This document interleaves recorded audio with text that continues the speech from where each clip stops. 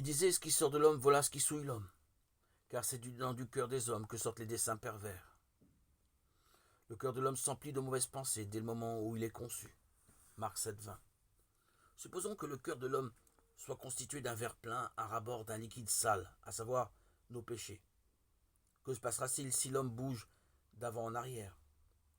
Bien entendu, le liquide sale, le péché va se renverser. Plus il bougera, plus le liquide se répandra. Nous, pleins de péchés, vivons nos vies de cette façon. Nous répandons les péchés partout où nous allons. Nous pécherons toute notre vie car nous sommes des monceaux de péchés.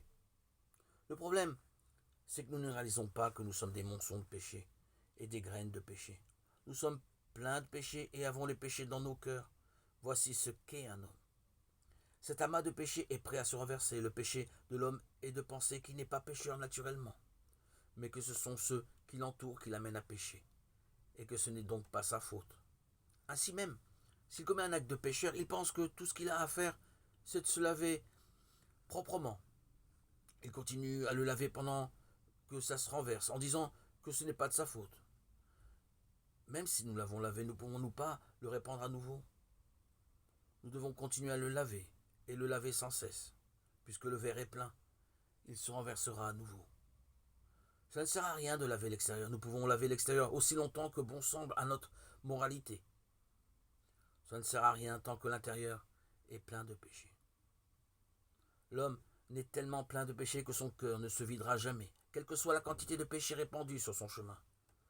Nous commettrons donc des péchés tout au long de notre vie. Tant qu'un homme n'a pas pris conscience qu'il est un amas de péchés, il va tenter de se cacher. Le péché est dans le cœur de l'homme et ne disparaît pas d'une simple lavage extérieur.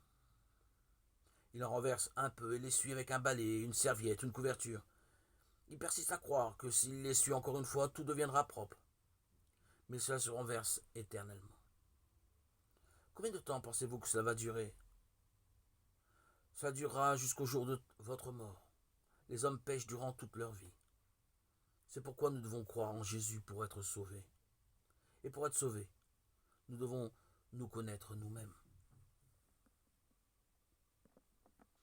Reconnaître réellement, consciemment, que nous sommes des pécheurs.